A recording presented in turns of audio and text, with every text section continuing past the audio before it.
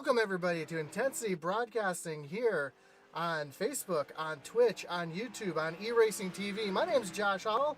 I'm joined tonight by Christian, the Coach Dedman. Christian, how you doing tonight? I'm doing fantastic. Ready for some road course action this evening. Yeah, we're here at the famous Daytona road course tonight, and man, one of my favorite tracks. I loved seeing this added to the Cup Series last year and this year. It offers some exciting racing, and we're going to be watching the iOS Cup guys here battle this tricky road course, and these guys are the Oval Series, so we'll have to see how these guys navigate. But we do have some road course ringers in this field here, guys like Brian Nudie, guys like Stephen Black, Cody Moore. So we'll have to see how these road course ringers do tonight, as we got our first driver is hitting the field here, and we see Dustin Dean out on track right now. Yeah, one thing that always got me about this track is how fast the cars get up to, because around the backstretch coming out of turns 10, you end up on turns 3 and 4 of the main oval, so their cars are going to get up to over 200 miles an hour. Yeah, especially these guys have a low downforce setup, so you're going to see, like you said, that high speed, hard braking. Man, it's just going to be fun watching these guys try to navigate some of the harder corners here. Your Horseshoe, your North Horseshoe, the International Horseshoe, the two big hairpins here, plus those two bus stops. Your bus stop on the backstretch and the chicane coming off of turn 4 are going to be your hot spots for both passing, and I think we're going to see some people having some issues there as well. Yeah, if they drive a road course any worse than I do, we're going to have a lot of problems. Hopefully these guys handle it better than I can. The last time I did a road course on one of these, there was a lot of yellows, and it was my fault. So real quick, we got some qualifying going on here. Let's take a look at our points right now, as we see Colin Willems, our winner from last week, currently your points leader. He's got 1 win. He's got 3 playoff points as well for that stage win and the total win. And Cody Moore, Brian Dees, Dustin Dean, Brett Merle, your top 5. Then our Truck Series champion from last year, Logan Hagerman, in 6th. Bailey Jones having a great finish last week. She's in the 7th spot. Then Stephen Black, Gannon Cyphers, and Joe Wright make up your top 10 in points right now. And unfortunately, Joe is not going to make it tonight, so he's going to be sacrificing quite a few points tonight, unfortunately for him. Huge sigh of relief for Colin. Anytime you can win one of those early races and lock yourself into the playoffs, just makes the entire season so much easier. We take a look at one of our favorites to win tonight, Brian Nudie, out on track. Maybe one day he'll be as cool as Cody. Yep. He's talking about Cody Moore, our Cup Series champion from last year, and I know you guys over in the Original Rebels have a ton of different memes and jokes about different people in the series, such as guys like Garrett Kinder. We're not going to go there on this series, but these guys have just as many. Let's keep it PG. There could be children watching. It's still early. Hey, Brian Nudie. So a little history here. This picture that you see here is from his calendar that he makes for his wife every year for Christmas. And for the All-Star race, he did run his OnlyFans car. So that was. Oh my goodness. So I said PG. Yeah, we try to keep it as PG as we can, but sometimes it just doesn't happen. Let's see who else is out on track right now. Last week's winner, Colin Willems. First in Nudie's heart, he's got the Bot Squad. I know the Bot Squad's watching. Don't forget, we can see your chats if you're on Facebook, on YouTube, on Twitch. Let us know who you're pulling for tonight. Let us know what's on your mind. Who do you think is going to win? And or hey, you can say whatever you want. We'll filter out the bad stuff. Is that Ontario? Is that where he's from? Yeah, he's from London, Ontario. We got quite a few. Oh, Canadian. Very nice. We've got quite a few Canucks in the field tonight. Awesome. So guys like Colin Willems here, our Truck Series champion and Intensity Broadcasting car right here in the 7. That's Logan Hagerman, also one of the fellow Canadians. And Nick Mathers, also a Canuck, and Derek Chaput, who hasn't got on track yet in the 37. As you see, realize quite how long these laps took. This is right around 2 minutes.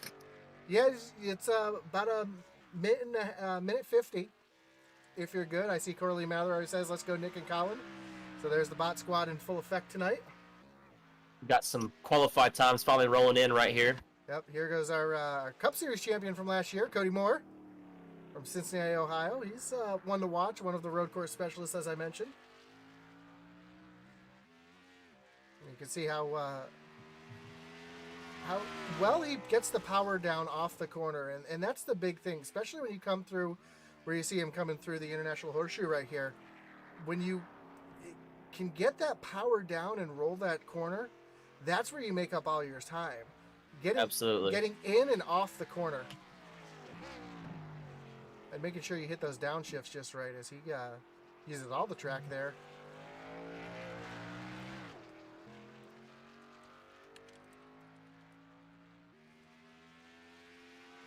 Right through here is going to be so much fun to watch. When the race gets rolling, these guys just, you know, flying through here. There's going to be some passing going on, and then having hit those brakes coming through this braking zone right here. Yeah, especially the draft is going to play so much into that. I take that back. That was the West Horseshoe, not the International Horseshoe. I got to remember my track map here. It's been a while. That's why I just pulled it up for reference.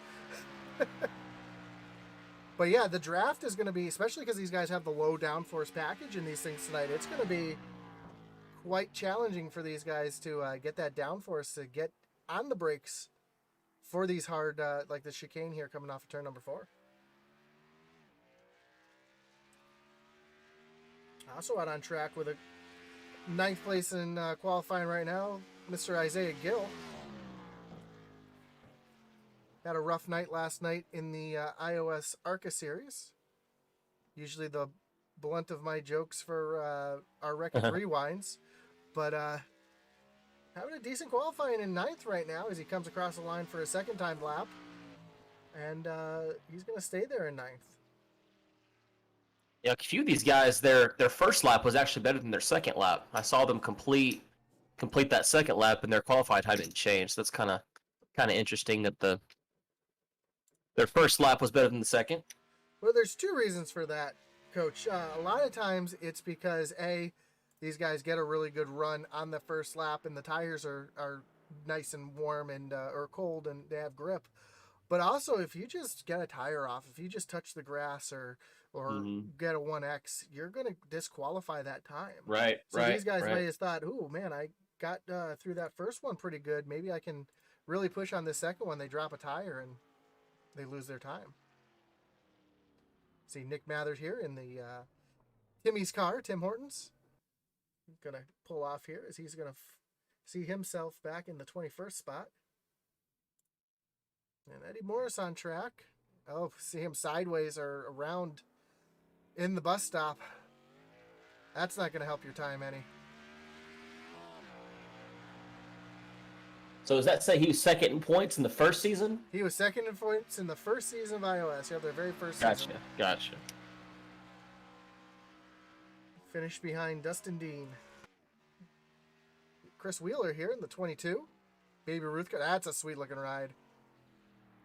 I always talk about, I love those nostalgia throwback cars, and that one looks very similar to Jeff Gordon's first ride.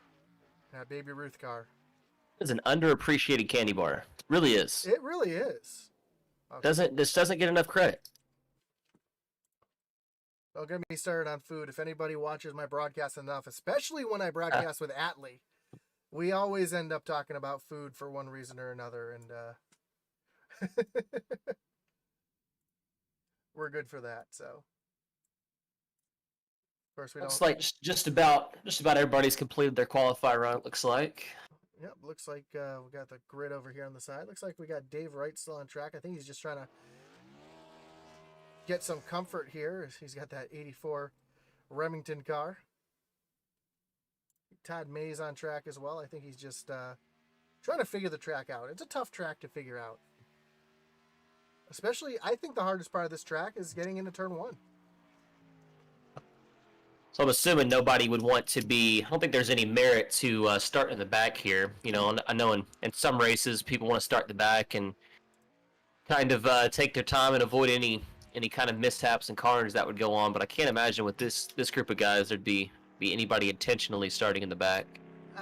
You know, for some of these guys, they actually might, just because. You think so? Yeah, some of these guys are definitely not road course racers. They want to make sure that they keep their nose clean and can get through the race. Well, I will say this too, like you talked about a minute ago. There's no full course cautions here. Yep, just that one. Just the stage break. We'll have a full course caution for the stage break, and then after that, it'll be green flag for the rest of the way. I do apologize if anybody has left any messages in the chat. My chat did completely crash on me, but it's back up and running now. As qualifying is over, let's take a look at our grid. Like CD Moore holding on to that pole spot. Yeah, Cody Moore on the inside on the pole with Daniel Mickle on the outside. Brian D's going to be third, and Colin Willems is going to round out your fourth spot. First four guys really close in time. Go to the next row. Brian Nudie in the 40 car starting fifth on the inside, and to his outside gonna be number 15 Russell Martin. In the fourth row, we got Bobby Mays on the inside in the 5 car starting P7, and to his outside in the 019 car is Brandon White starting P8. Then Isaiah Gill in the 2. He'll be rolling off P9 with Kyle Mays in the 55 and 10th. Chris Wheeler, 22 machine. He'll be in the 11th spot, and outside of row 6, Michael Provolt in the 95. Keeping it rolling, starting in row 7, number 7, Logan Hagerman. To his outside, number 29, Nick. Oh, you're gonna have to help me on that one. Iomo. Iomo. It's an I. Okay, all right, gotcha. Going to the next row, P15 is David Wright in the 84 car, and then to his outside, number 74, Brian Merle Jr. and starting 16th. Yep, Junior Nation in 16th. Michael Cheeseburger Lawrence in the 17th spot in the 47 with Brett Merle to his outside in 18th. Dustin Dean will be rolling off 19th, and Michael White rounds out row 10. Keeping it rolling in row 11, on the inside row number 16, Nick Mather. To his outside is going to be the 37 car of Derek Chaput. Sorry if there's any mispronunciations in there. Going to P23s, the 49 car of TJ Floyd. And to his outside is going to be the 75 of Stoney Benfield. Then we're going to have Will Witt in the 35 and 25th. Bailey Jones, 26th. And that is going to... Max McClure in 27th. Todd Mays in 28th. And we're rolling. Standing start. I wasn't ready for that. Oh, I wasn't ready for a standing start either, and I think that was a mistake on the field. But look at we're off and running here. A little curveball. That was not what we were expecting, and that allowed Daniel Mickle to get a good jump here, get around Cody Moore. Yeah, that was not the start I was expecting to see either. So life's full of small challenges. It's all right. I think a lot of people weren't ready for it. There's a lot of black flags being cleared right here. Oh, a little contact up front. Cody Moore and looks like Daniel Michael bumped coming around that turn right there. Yeah, we got a Twitter chat here. Says Daniel Mickle for the win, calling it early. Daniel using all of the track there as they come into the West Horseshoe. Cody Moore all over his back bumper, though. Gonna get a run to the inside. Nope. Not quite. Not yet. Oh man. We're going to see that happen a few more times, I'm sure. And here's where that draft is really going to come into play here as they get up onto the oval through NASCAR 1 and 2.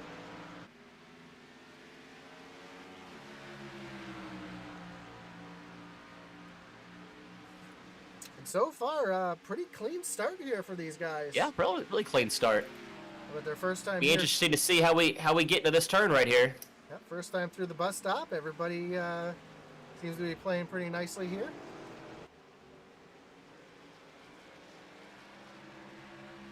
See Cody Moore now just trying to stalk the back of Daniel Mickle, and wasn't expecting to see. Didn't know Daniel was such the road course racer, but yeah, he's got a little bit of a lead here. He's starting to pull away from Cody Moore a little bit.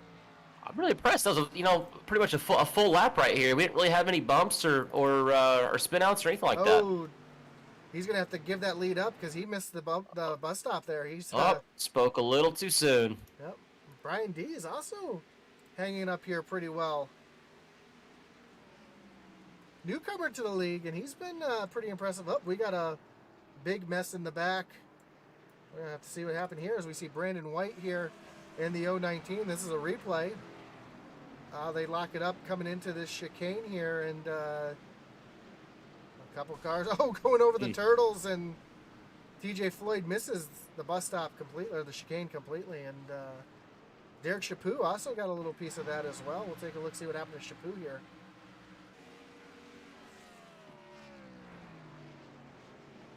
Whoa! Just a little hot, little hot. Yep, gets into the 51 is Zachary Cox there too, and then Max McClure having some issues. See what happened to Max here. We're still in replay.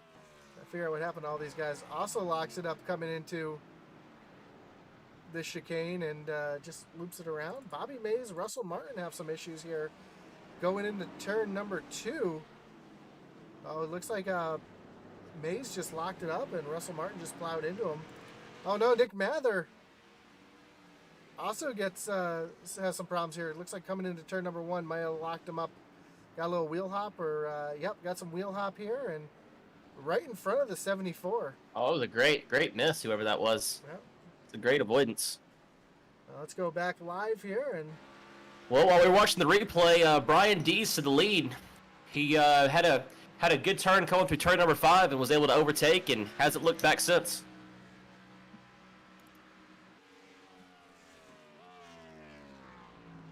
let's see if I can find the pass for the lead here. Go back to that.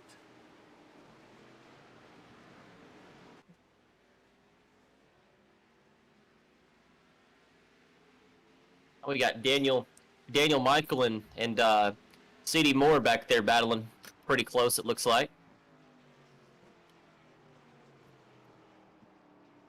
Still plenty of race to go. Only 2 laps in right now. This is only lap 3 of 40. Michael makes a nice pass on the inside right there.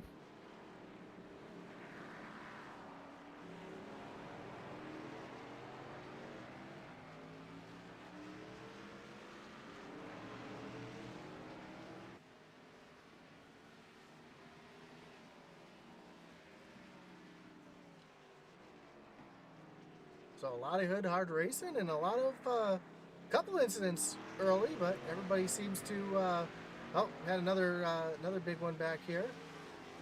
It's like Derek Chaput having some more issues here, trying to get back onto the NASCAR circuit all by himself. And oh yeah, just locks him up and catches that inside wall. Yeah, that's gonna hurt. That's gonna need a tow. Yep, Mike Fuller here. Oh, catches the wall coming into the bus stop. So Nick Mather having some more issues here.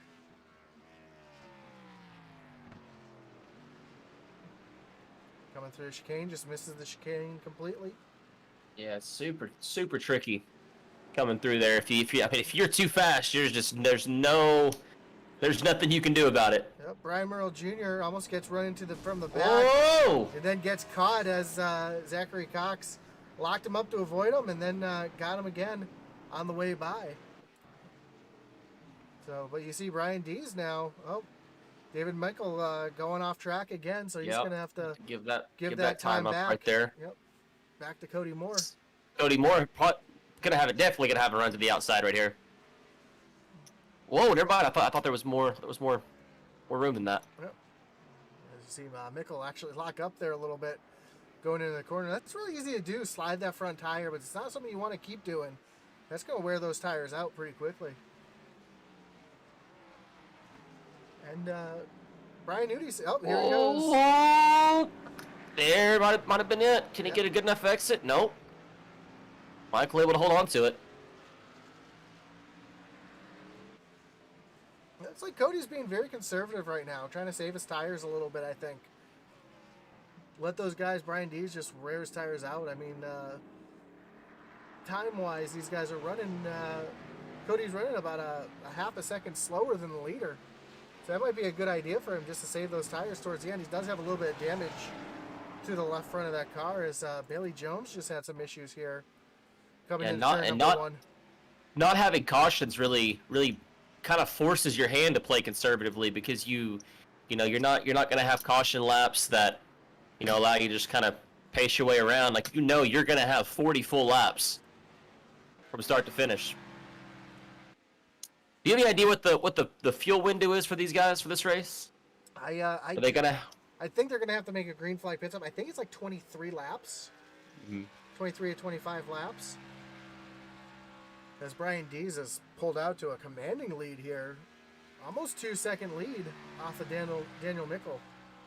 Well, Bailey Jones having some more issues. We'll see what happened to her. She was battling with the 09 here. Did she get a little bit aggressive on the throttle here? Yep, looks like that's exactly what happened. Stony Benfield also has some issues. Whoa! Watching Bailey Jones right there. Oops. Got almost a little contact. Yep. Couldn't see who that was that spun out in front of her right there. That was looks like Stony Benfield. That was the right 75. there. Yeah, that was Stony Benefield. Oh, they did collide. A little bit of contact. Ooh, just a little bit. Zachary Cox has some more issues in the 51. This is right there, right behind the Stony Benfield, and yeah, that's the little contact. He locked it down and spun it out to keep from plowing in there. A little more exciting racing going on at the back of the pack than there is up at the front. Yep. Max McClure having some issues here.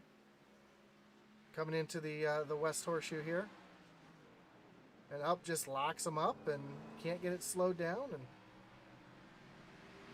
seems to just be kind of a recurring theme, just coming into those turns a little too hot, kind of flying right through things. Yep, David Wright here on the outside of Dustin Dean, and I think he's just a little bit out in the gray and loses it. Yep, just no grip there. And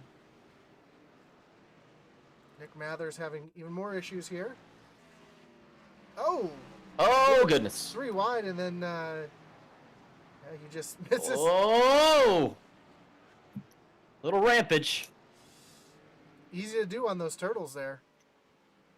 The bad thing about this track too being when you come through, the big turns of the main oval. If you've got some damage, you're gonna have some aero problems going through there. And if you're leading ahead of a car who's got no damage, they're just gonna draft right beside you.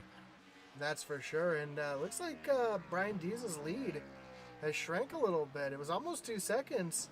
Now it's down to 1.2 seconds. So looks like Cody Moore and Daniel Mickle are starting to reel him in just a little bit. I don't think he's got the drive off the corner that we saw earlier. Yeah, it leads down to just a half second now. I'm going to go over here. A little bit of a battle here. Mike had to walk that tire up a little bit. A little battle here between Michael Provolt, Michael Lawrence, and Nicholas Iomo as they come down into the chicane here. And Provolt locks it up. Smoke everywhere. Oh, goodness.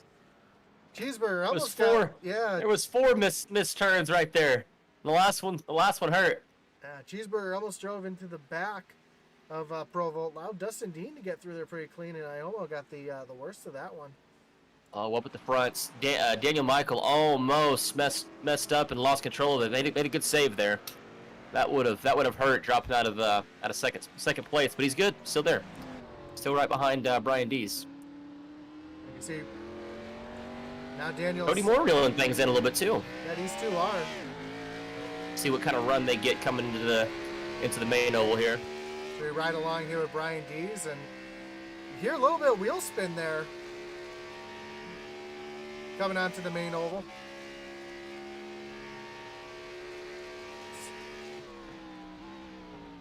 Starting to hold my breath every time they come through this section of the track. It seems like that's where the accidents just keep happening, is right here at the bus stop. It's my favorite part of the track.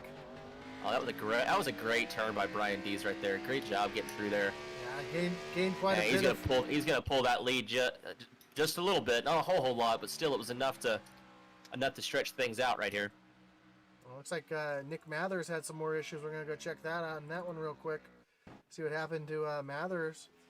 We're coming up on some lap traffic too, right here. So that could play into things here in just a few turns. Mathers just completely. Just gonna get to the side, and let him go. But hey, there's a pass for the lead right there. Michael to the front. To go back and check out this pass here as they come through the bus stop. This is a replay here, and yeah, it just looks like Dees did not have the drive off the corner. Allowed Mickle to come right on through. Shout out to the lap car for the stepping aside and letting the leaders pass through. So we're working lap 7. We're going to be throwing a yellow here in about 2 laps to end the stage break. A lot of action throughout the field. We got a little battle up here between looks like Michael Lawrence and Logan Hagerman. I think Michael just went through missed the bus stop completely. Oh, Eddie Morris having some issues here. Let's take a look, see what happened to Eddie. Same thing. I think we've seen kind of a reoccurring thing. People missing the chicane here. Actually, he didn't miss the chicane. He just overdrove the chicane. Oh, goodness. Able to get that thing rolling. But nice little battle here between Logan Hagerman and Dustin Dean. Now, there's a couple of packs. You got some battle at the front. You got the middle of the pack kind of all sticking together, and so there's really good racing. Oh, somebody was losing through there. Was that Dustin Dean? It looked like. Yep, Dustin Dean getting a little loose there. Looks like he's got some. Oh, damage. He's still loose. Yeah, he's got some damage to the front of that car, and unfortunately, usually one to watch for all the wrong reasons on the road course is Bailey Jones. Just had some more issues here. Her night is not where she wanted to be. Dean spinning. Whoa! I don't know how he missed those tires right there. Oh, goodness. He about smoked into the wall. Just missed it. Watching a replay of what you were just talking about right here. Just walks him up and gets a little loose, and I don't know how he kept it away from him. That would have not been good for the car right there. For sure. Now Daniel Mickle has Cody Moore all over his back bumper here.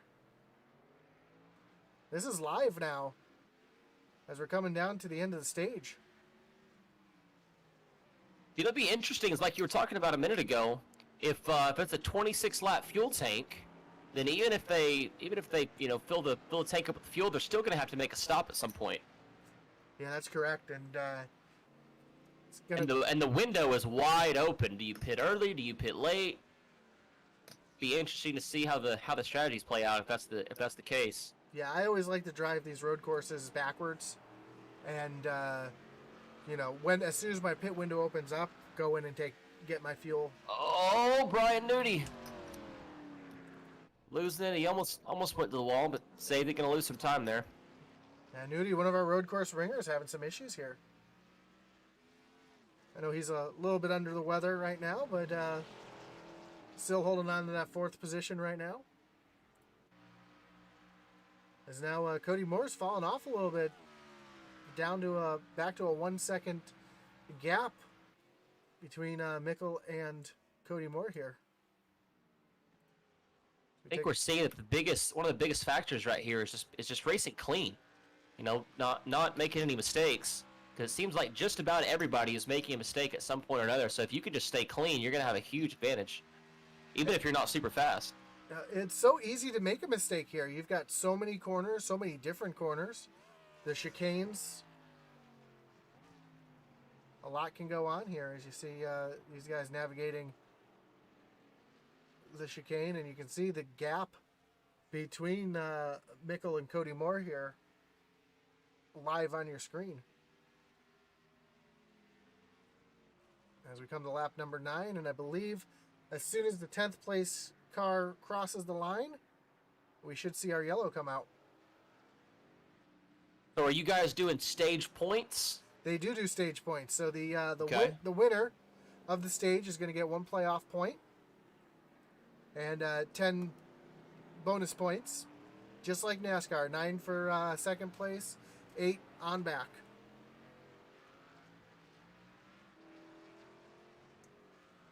Let's see right now, no real battle. Chris Wheeler crossed the line here, so let's see where our 10th place car is. 10th place just crossed the line, so we should be seeing that yellow come out pretty soon.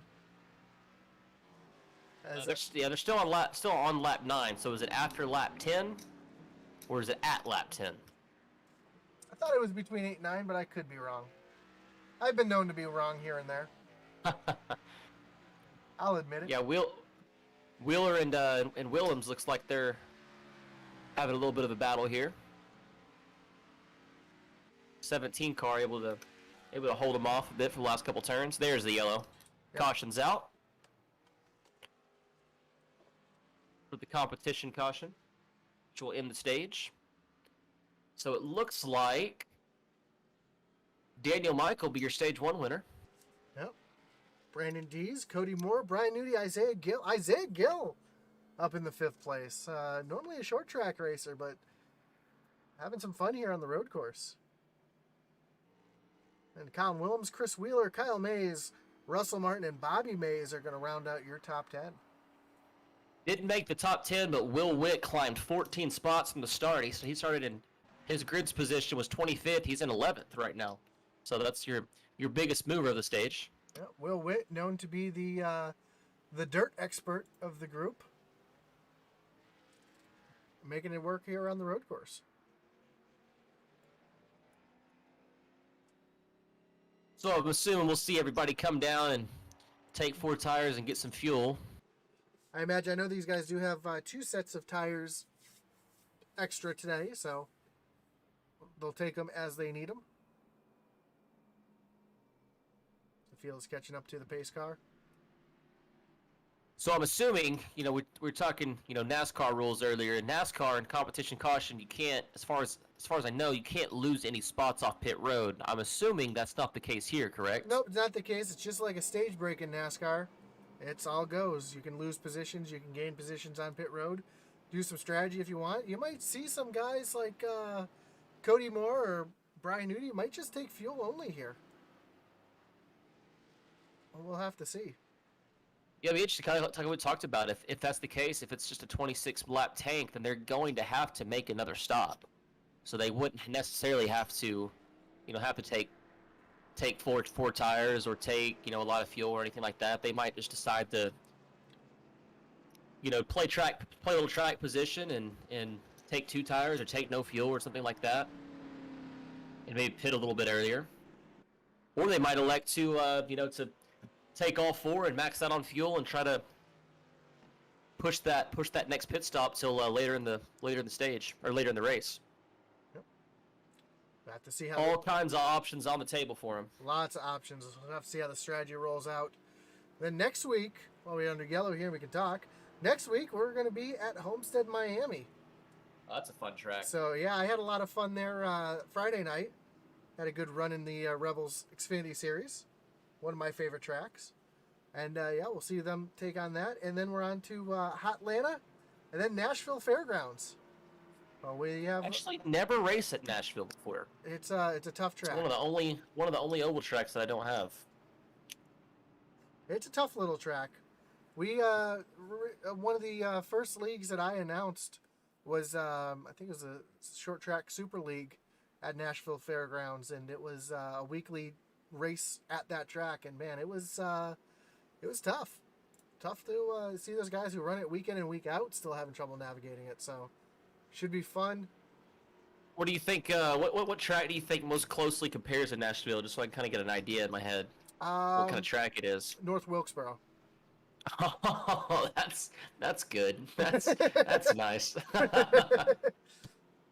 Which we saw the ARCA series run at last night here in iOS, and tomorrow night. Oh goodness. Yeah, and tomorrow night the Truck Series, iOS Truck Series is going to take on Kansas. Which now that's a fun track. That's in my top 3 favorite tracks. Yep, this track for sure. Love Kansas. Track I'm not the best at, but I run in the iOS Truck Series, so I'm looking forward to running in Kansas tomorrow night, so I can get some practice and some laps in for Friday night. Yeah, that high line's so much fun to drive at Kansas. It's funny you talk about the high line. We're going to talk about high line in a minute after these pit stops. Let's see how these guys roll on and roll off. As looks like the entire field is coming down here. It's just going to be a matter of what kind of strategy these guys take. Yeah, it'll be interesting to see, like we talked about a minute ago, how much fuel do they take? Do they take 4 tires? Do they take 2 tires? But If I'm some of these guys, I don't want to be in a lot of traffic, especially kind of what we've been seeing towards the middle and the back of the pack. But even the guys up the front have been making some mistakes. So just kind of see what their mindset is here. It looks like everybody's taking. No. Oh, never mind. I take that back. Seeing some 2-tire stops. We're gonna have a huge flip of the field here. Ooh, somebody missed their pit stop. It looked like. And looks like Derek Chapu did not get his car fixed. He's still missing the whole front end of that thing. Well, we're gonna have a big shakeup on the regrid here. So once we get everything shaken out, we'll figure out where everybody's at. But yeah, we're just talking about Highlines. And before the race on Friday, I was talking to Atlee in the booth off the air. And I said, man, I love Homestead. Homestead's one of my favorite tracks. I love riding that Highline. I love being right up against the wall. It's such a blast, this track. I feel like I know where this is going. I don't know if you watched me, but I spent the entire race hugging that white line. And it worked for me. Oh, and I didn't hugging the white line. I got you. I thought you were gonna say you found the wall or something. No, I never got near the wall the whole night, and ended up coming home P8, being a bottom feeder the entire race. So I say I love that Highline, and then didn't even go near it the whole race. I'm just now getting into cup racing. I've just done pretty much trucks for the past handful of months, so I don't know how some of these tracks handle compared to the trucks. But Miami's tricky. Miami's a tricky little track, but it's a lot of fun. Yeah, especially that bump coming off it too. If you don't hit that just right, it's really easy to upset the truck and send it around. We saw a lot of that. Yep. We saw a lot of that on Friday night in the Rebels race. So it looks like the field is shaking up just a little bit. Mickle still your leader. Cody Moore second. Brian Dees comes out third. Brian Nudie, Isaiah Gill. So your top 5 stayed the same. Then Colin Willems, Chris Wheeler, Nick Mather make some moves, get himself back into the top 10. He's going to be, looks like restarting 7th. And Michael Provo and Kyle Mays round out your top 10. So a couple movers. You see Will Witt fell back to 12th. You can see Max McClure going around the pace car getting his lucky dog. I haven't got my end hasn't updated the standings just yet, so I can't fully see kind of who's moved where. But like I said, the front 5 stayed pretty much the same. It looks like. Yep. Got Chelsea Reed in the chat saying, "Go Colin." So Colin Willems, the fan favorite, sitting back in 7th right now.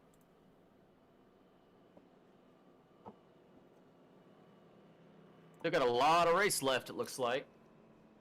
30 laps. No telling what's going to happen here. We've had a lot of carnage in the first 10. Yeah, a couple of guys having some major issues. And one driver I'm kind of surprised, as I said before, Derek Chapu. Not taking... Oh, he's coming on the pit road now. I was going to say, he didn't take his reset earlier. And that car has seen better days, so we'll have to see. Maybe he's going to take that reset now. Take a look, see if the front end comes back on that car. No. So he's holding on to that reset. Eddie Morris also on pit road right now. Max McClure, Brett Merle on pit road with the Intensity race team field filler in that 23. Really surprised. We thought, kind of as you're watching coming off pit road, it looked like there was gonna be more of a shakeup, but everything stayed pretty much the same. It looked like some people were taking 2, some were taking 4, but everything's stayed pretty similar to what it was at the end of the stage. So I'm a little confused here. I see the lights are off on the pace car, and Nick Mather is rolling around in front of the pace car. I think Mather might have passed the pace car. Is what it seemed like. Yeah, I think he passed the pace car by accident. So I think, or maybe he's in first. Maybe he stayed out. Maybe that's what happened. But it looked like he was driving in front of everything, so I don't know what the mix-up is. Interesting. We'll have to see how this. Maybe he went for a little track position. Who knows? Yeah, I know he had some issues earlier in the race, so maybe he's trying to get that track position, keep himself up front here. You got a lot of damage to that rear end, like we're talking about having when coming to the part of the track that they're in right now, the main oval. That's gonna mess up your aerodynamics for sure. And they're not. They're trying to fix it. I can tell. They're talking in the chat. They threw another little delayed yellow here, so I don't think he's supposed to be where he's at.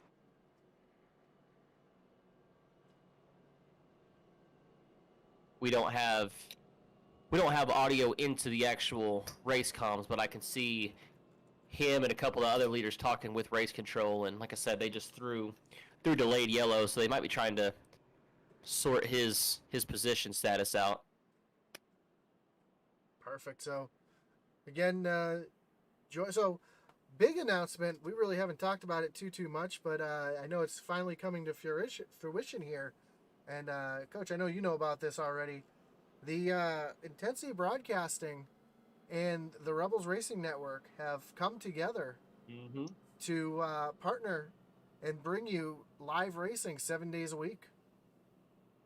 With huge move for both leagues. Yep. Both leagues. Yep. So you're going to have Intensity Broadcasting announcing the Xfinity races and the truck races for iOS. Still going to have the same announcers with Zach Wetstein and his father, but having them over here on Intensity is going to be great for us. Going to give you guys a few more views, and it's going to be. I think it's going to be a great partnership moving forward.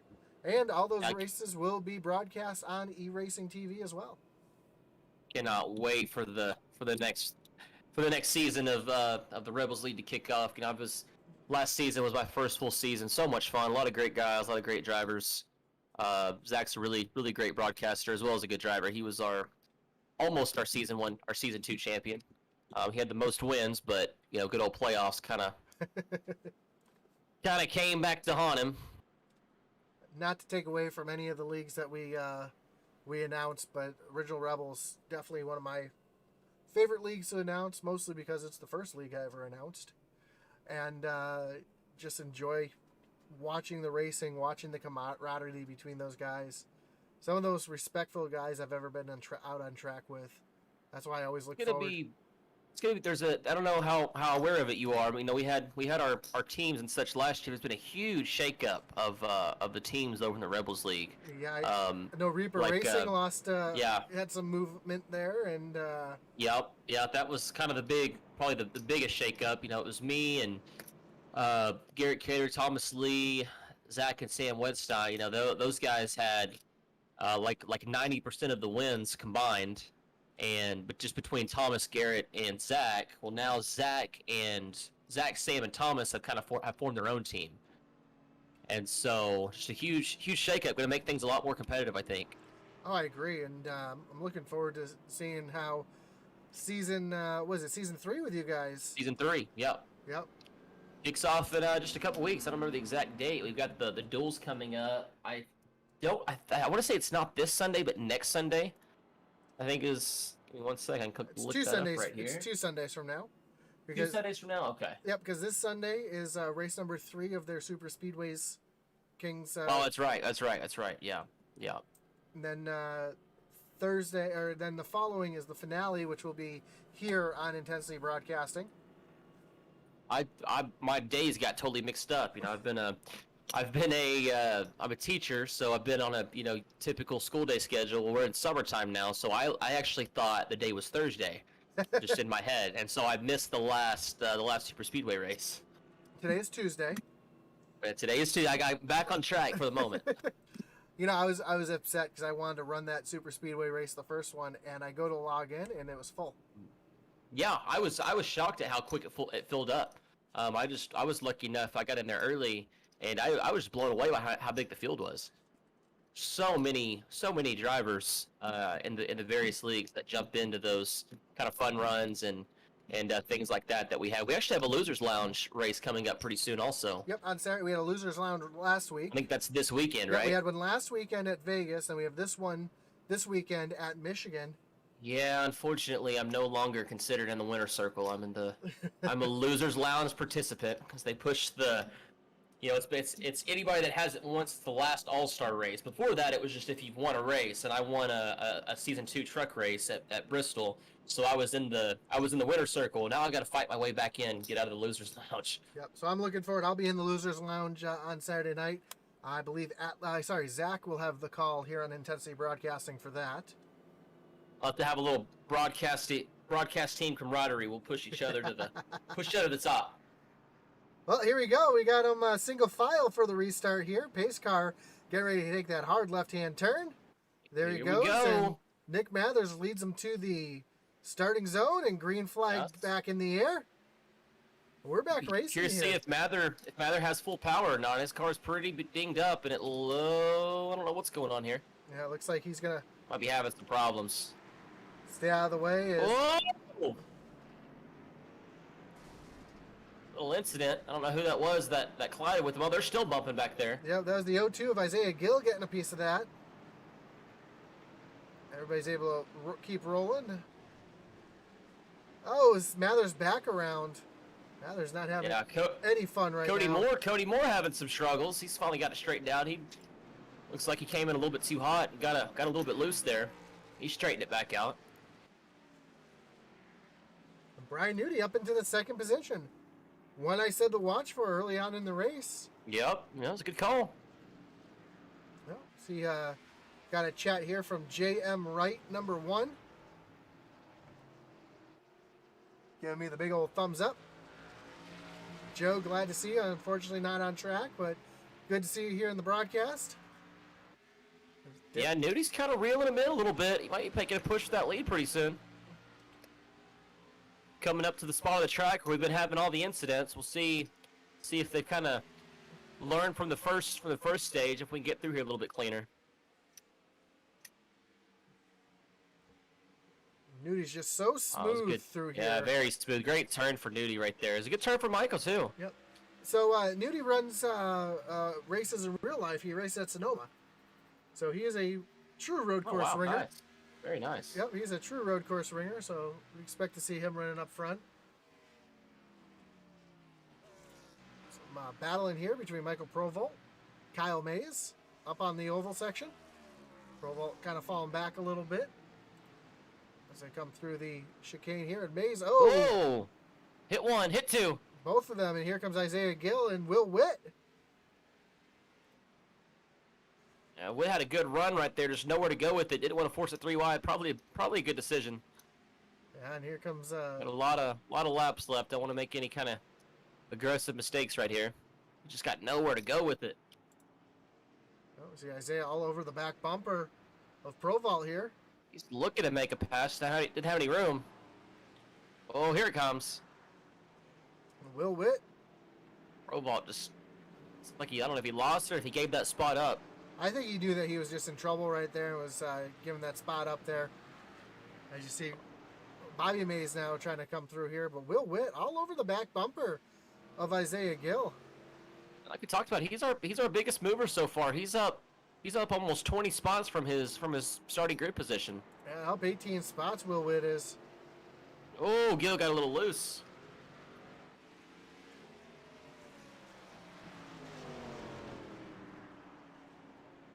See if Witt can make a good exit right here. Not quite what he wanted, I don't think. Up front, Nickel got a half-second lead on Brian Nudie now. As they come back here into the bus stop, can Nudie make a little bit of ground up here coming through the bus stop here? Both these guys are just taking this bus stop so smooth, so clean.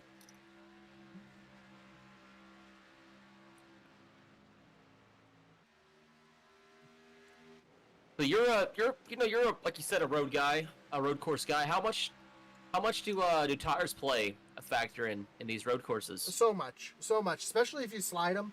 If you're doing a lot of locking up, you can really. He locked his up right there actually as you said that. Yeah, if you keep locking up those tires or you carry the tire too long, it's going to take a lot of wear away from the tire, really heat it up, and you're going to lose braking power. And once you get a hot front tire, it's just going to keep wanting to lock up. Nudie gets through turn 1 there so cleanly, though. Nice. Yeah, Nudie's reeling him in up at the front. You can say I don't think Nudi's not being too aggressive up there, up there in P2. He's it looked like he had a spot where he kind of might have been able to kind of push for a pass, and he gave Michael a little bit of space. And I think they're just trying to be clean for a while. Probably a good decision. You don't want to do anything silly and take damage early on. We're not even halfway through this race yet. Now we got a little battle back here, a little group, a little gaggle of cars. See Will Witt all over the back bumper of Isaiah Gill. He's trying to make something happen here. Gill's got a little bit of front end damage. I don't know how much that's going to hurt him. Probably going to hurt him mostly on the. He's got some rear end damage too. So that's he's got some rear end damage also. Yeah, he's just banged up all over the place. He might still have that fast repair, especially like if we talked about earlier, where if these guys know they have to make another pit stop, they might just be kind of, taking their medicine for a little bit and then go use that fast repair and be a little bit stronger through the last half of the race. But we did have a lot of people have to call for a tow earlier. That might have been some of the people towards the back. We only have 3 people that are not on the lead lap. And like I said, we did see a number of people actually have to take a tow from some of those earlier collisions. Actually, let's take a ride around the track here with Brian Nudie, so you can hear just how smooth he is on the throttle and through these downshifts here. Oh, Michael got a little piece of the chicane right there.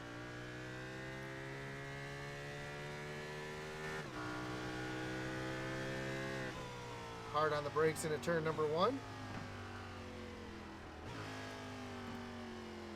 Yeah, just watching Nudie earlier and how well he was getting through some of these turns. I think he's eased up a little bit in these last couple of laps. Shocked all the way down the first gear here for both these turns. As you know, first gear is usually tough to get rolling on a road course here, but nice and smooth on the throttle. Gets the power down. Coming up to probably the trickiest part of the course, this little kink right there, up to the West Horseshoe. Oh, Mickle overdrives the Horseshoe there and loses a bunch of time, and Nudie's going to pounce on that like a shark with smelling blood. So interesting kind of sequence that here. I wonder if this kind of set the tone for things. Our pole sitter, Cody Moore, didn't like to get any damage. He actually just pit on this last lap. So I wonder if that's kind of a sign of what their fuel tank is and whatnot. If they are going to have to make a pit stop. Yep, I think he was just coming in to top off and make it to the end. As you see, this is where you're going to hear Nudie really be spectacular. All the way down to second gear for the bus stop here. Easy on the throttle. Gets the power down as you come through turns NASCAR 3 and 4. And you can see just by riding along with them, just the challenge of this track. You've got the big banking here. And you got this hard chicane back down the first gear. Just a little note here. Let's see. There's how many turns in this road course? 14. So there's 14 times I would have spun out if I was driving that car.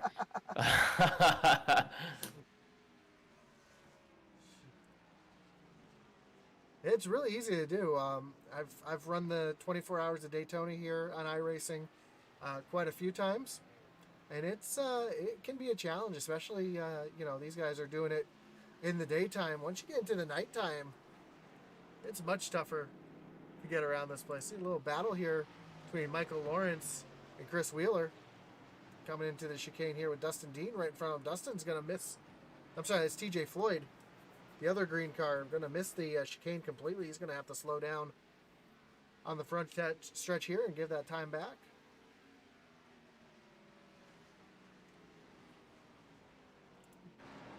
And Will Witt up to 4th.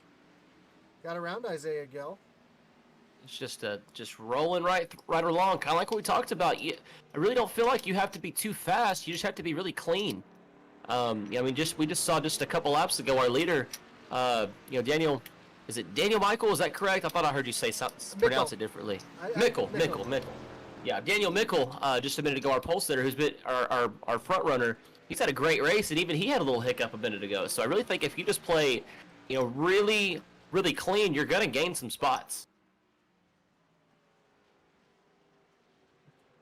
This is another part of the track right there they just went through. It's really, well, with the NASCAR setup, you've got those turtles there on the bus stop, but when you run a GT or you run the regular road course, they don't have those turtles there through the bus stop, so it's really easy to overdrive that and get a 1X and get an off track and a slowdown penalty. So, oh, Brian D knocks him up heavily. Oh goodness! Like we talked about right there, just mistakes. Mistakes are going to happen. A lot of this is going to be who makes the fewest amounts of them. Yep.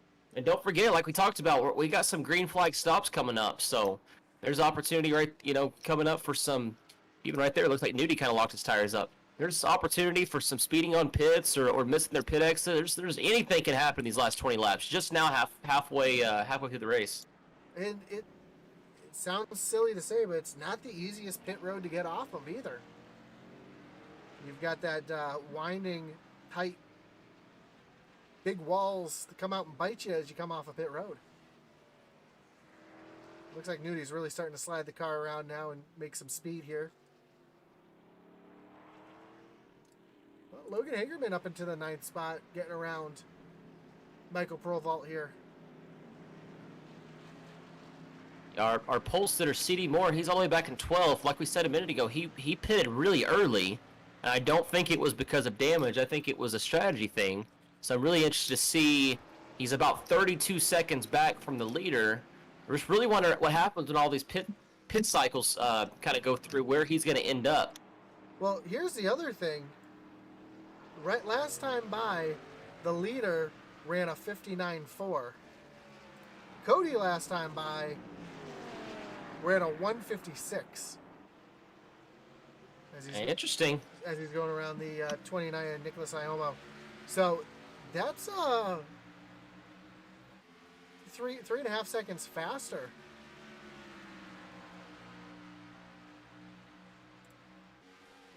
Than the leaders. So those new tires are making a big difference here. See Isaiah Gill and Will Witt still going at it here. This is for the 4th and 5th spot here. And I'm surprised that Isaiah is able to keep up with Will Witt as much damage as he has on that thing. It's interesting. We were talking earlier about, is there any merit to not qualifying? Excuse me. I don't think Will Witt qualified, and I think he may have just had two off-track laps, something like that. But he doesn't have a qualified time, so I'm really gonna be curious to see if he attempted that or not. I'm gonna see actually if I can click through here and look at that. Yep, big lockup from Provolt right there. Almost got into the back of Cody Moore, of Cody there, and able to, as Provolt pulls on the pit road here. Up front now, Daniel Mickle has a almost 4-second lead now on Brian Nudie. I don't know what happened to Nudie. I think Nudie had a bad lap. Let's take a look at the lap history between these two. Nudie had 2 laps that were a bit faster, but then he had 3 laps that were almost a second off. So I think Nudie's starting to struggle a little bit on those tires.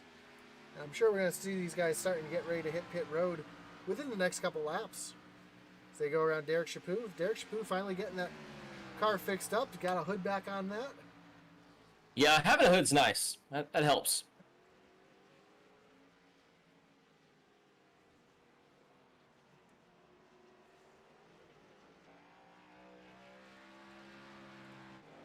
Logan Hagerman all over the back bumper of the 55 of Kyle Mays. Kyle able to pull away a little bit here. Yeah, we're starting to see a little bit of separation. Earlier there was kind of the front pack and the back pack were all really close. There was a lot of bumping and things like that. And I think that might be why we're seeing so much space, because there were so many incidents. But even up at the front, we've got those guys for the first half of the race seemed like they were within, kind of all within a second or two of each other. There's a 3-second gap between first, second, and third. Oh, Eddie Morse caught in the tires. Coming back onto the NASCAR oval, he's got a reset for that. I saw Derek Chaput also having some issues here. Let's go back and see what happened, if these were related or nope. totally different ends of the track as Shabu just missed the chicane. What happened to Eddie here? Looks like he might have just overdrove it, locked him up, and yep, that's exactly what happened. And just... Yeah, he's back to pits. Now, Mickle has a 5-second lead on Brian Nudie. I'm almost starting Want to give it... I was going to say, I'm almost starting to think that Nudie's 2 seconds slower. I don't know if he's saving fuel, saving tires, or both. Yeah, I'm telling you, I saw him earlier. He reeled in Mickle really quick. It looked like he was just a lap or two from overtaking, and then he just kind of slowed down. So I'm really interested to see if maybe he's saving for a late push. But again, like we talked about, almost certain they're gonna have to pit again. So you would think if they're coming up on a pit window, they would push those tires for everything that they had. But I don't know. Maybe there's a merit to saving and getting a late pit stop. It's gonna be really interesting to see how everything cycles out. We still have 19 laps to go. We're just now to the halfway mark. Pull up your pits on the bottom. We see Michael White and Mike Fuller on pit road. Eddie Morris on pit road because he had to tow. Give a quick shout out to the admins for making this no full course yellows. Otherwise, we would, maybe have had one full lap so far. There'd been cautions aplenty. Yep, yeah, having local yellows. Most road courses are going to have the local yellows on. Although when I saw the Xfinity Series had the Daytona road course on the schedule, and then they changed it to the Roval, I was kind of disappointed in that. Whoa! Somebody missed. Oh, that was I think Mickle. Yeah, Mickle missed the missed part of the little. I don't think that's the bus stop. Yeah, it was the bus stop. You might have to give that time up a little bit. That'll be interesting to see how much he has to give.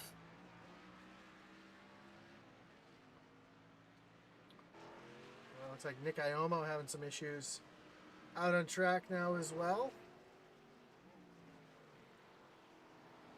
So these couple drivers just not having fun out here on this road course.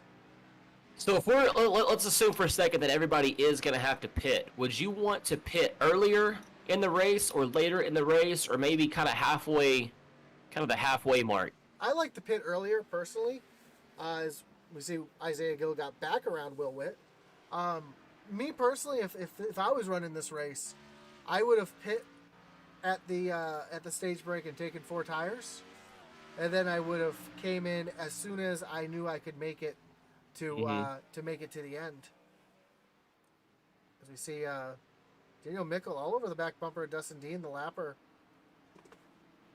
So if you were taking that strategy where you were going to come in as soon as you can, do you go ahead and take 4 tires while you're in there and drive those tires as hard as you can? Or do you just drive them like normal and get a little splash and go? I would have just got the splash and go, get me to the end, and save those tires. That's kind of what I was thinking also. Yeah, that's exactly what I was thinking. Yeah. Every style of racing, every discipline of racing has its own little unique quirks. Super speedway racing, for instance, I consider it like a chess match. You got to think 3 or 4 moves ahead. Mm-hmm. Road course racing, it's a unique style because you kind of race it backwards. At least I like to race it backwards. And my first pit stop, if there wasn't a stage break, my first pit stop would have been the last fuel window to make it to the end, and then just pit to break it down into 3. Yeah, I've never done a full full road race like this. All of mine's been just the officials that are more of the short sprints, the little 10, 15 lap races. So, definitely not used to pit strategy when it comes to road courses. And Brian Nudie now, 8 seconds back. Running. I saw him struggle just a couple turns ago. He came in a little bit hot, had to lock that front left up, and I think he's dealing with some lap traffic right in front of him. I think this is Dustin Dean, he's 2 laps down. Yep, and the 27 of Brian D is now. Oh, Daniel Mickle up in front. He missed that turn. He had to lock him up. He almost went into the wall, so he's going to lose some time on that turn. And Dustin Dean about ate it there, coming through the little short chute between the West Horseshoe and the NASCAR track right in front of Brian Nudie was able to hold on to it. I'm sure Nudie did not like the look of that right in front of him. But yeah, Nudie's about 3 seconds off pace of the leader, which makes me think that maybe he is trying to stretch this to the end without pitting. I don't know what happened there. It looked like maybe Mickles, maybe his back right tire kind of went off the track and hit that dirt and just kicked his end around, because he was almost straight sideways right there. It looked like he was going to potentially hit the wall, and that would have probably lost him his lead. But he was able to save it, straighten it out, and he's as far as I could tell, I don't think he lost anything, did he? He lost about a second, but as he misses the chicane completely. Oh, he missed the chicane. He's having some troubles. He might have some worn tire or something like that. So Eddie Morris back on track with no hood. So I think he's starting to. Yeah, his last lap was a 2:04. So now Nudie's 2:03 looks pretty good.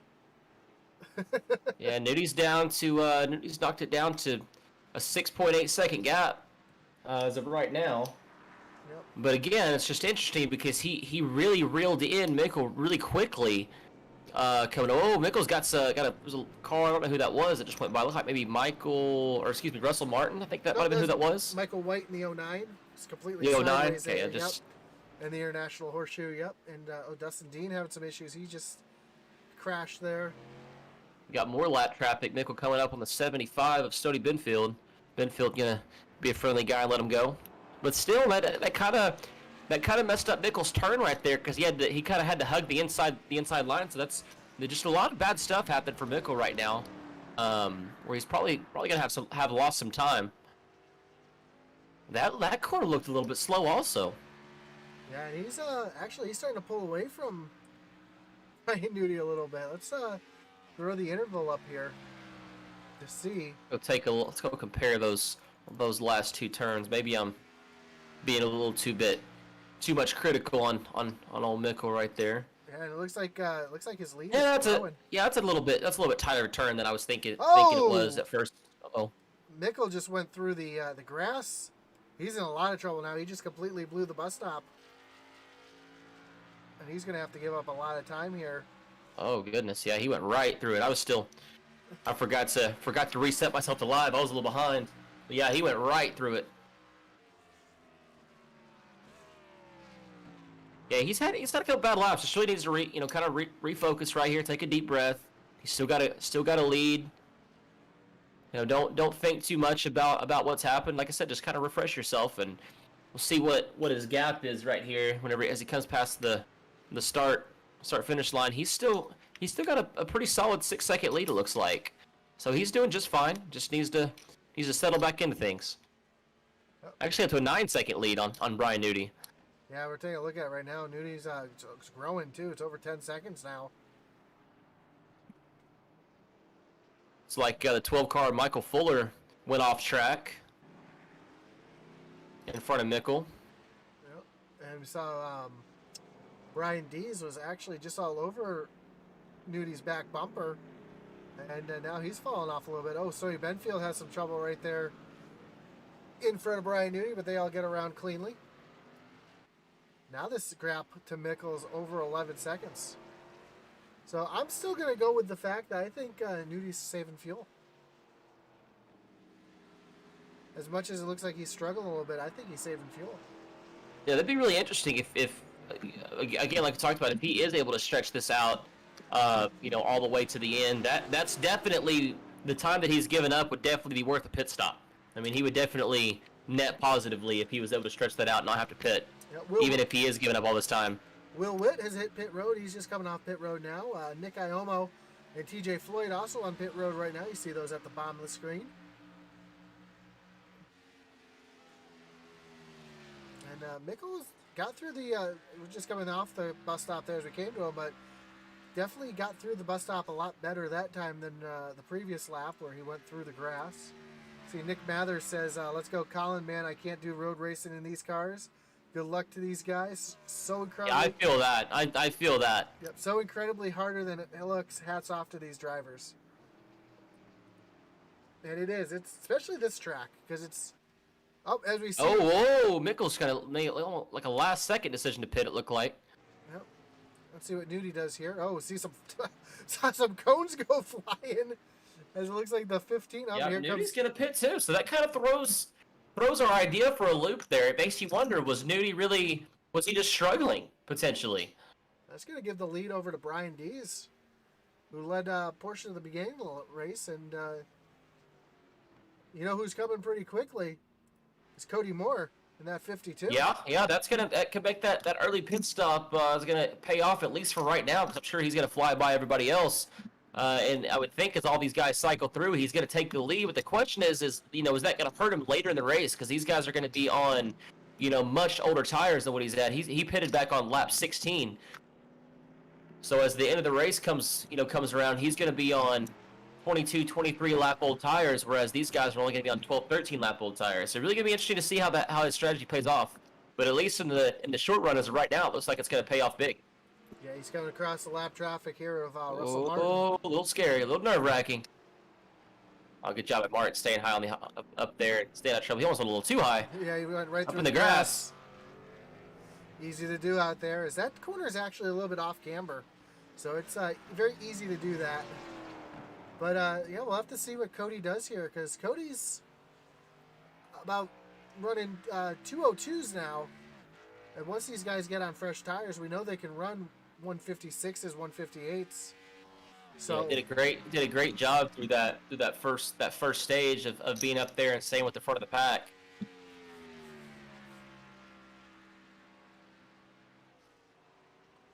See Cody Moore here going through the bus stop. Catches a little bit of the turtles there through the bus stop. We'll see. Go back to Brian Dees here as he's coming up through turns 3 and 4. See if he jumps on the pit road this time or if he decides to stay out and try to stretch it. But Coach, we got 15 laps to go here. Yeah, a lot of race left, and you think at some point the intensity is going to kind of ramp back up to where it was early in the race. Here comes Dees on the pit road. So that answers that question. So that's going to give the lead back to Cody Moore. I really wonder how much some of those early incidents kind of stuck into these guys' minds as we came out of the stage break. If they thought, okay, there's been too much contact, gonna play it safe, and especially if one of those drivers, that was the reason for the contact. If they decided they were gonna back things up or whatever, because I don't think we've really seen, like, kind of early coming out of those the main ovals, we haven't really seen anybody overdrive those corners as much as we were seeing earlier in the race. I just saw the 12 of Mike Fuller Jr.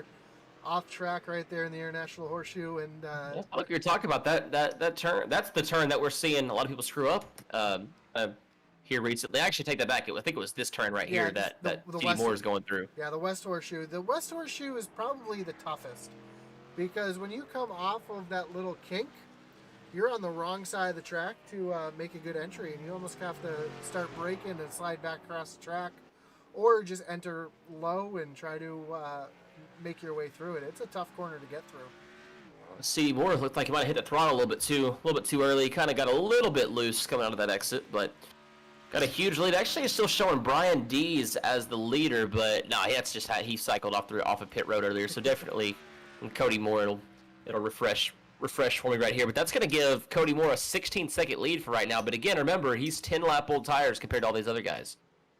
Yeah, I'm showing him a 17-second lead right now off Brian Nudie, and we'll have to see what Brian Nudie's lap time is. Because last time by, he was on cold tires, still on his out lap, so he didn't have a true lap to see. It says he ran a 2:26, and I know he didn't run a 2:26. So, he probably did run a 2:26, but that's not the lap that we're going to see this time by. Cody Moore came into those turns a little bit too hot, kind of to slow it down a little bit. See Dave right here, right behind Cody Moore. He's just came out of the pits and he's on fresh tires, so we might see, even though he's a couple laps down, we'll see how the fresh tires work with him. As Brian Nudie now is eating into that lead quite quickly. Yeah, he just ran a 2 flat. So, as opposed to Cody Moore's 2.3. So, yeah, he already gained 2.5 seconds that lap. With 13 laps to go, you know, if something happened to Cody Moore, he gets off track or something like that, it'll allow Brian Newty to catch up pretty quickly. There's a lot of nice little battle going on back there, kind of 8 through 13. Looks like they're Logan Hagerman and Chris Wheeler. Those guys right in that little pack are having a pretty close battle. Let's see, Kyle Mays. Oh, there went somebody off track. Looked like that was Kyle Mays. Yep. It's gonna let Brandon White pass on the outside. Rocking the Nesquik paint scheme. Yep. I've actually been drinking chocolate milk this entire broadcast. Oh, some contact there between Iomo and Mays. Mays goes around Iomo hard into the tire barrier in turn 1. Yeah, he's not. He's got no hood. That can't be good. Now we'll take a look at this again. Just it looked like Mays might have overdrove the corner. Yeah, I think Mays just came in there too hot. Going there too hot, and then it just threw everything for a kink after that. Yep. Yeah, Mays is on the radio right now. Probably, I'm assuming there's going to be an apology that Elmo doesn't really want to hear. Okay, interesting. Cody Moore coming back to pit road. Very interesting. So I don't know if he's maybe just going to take a splash of fuel here.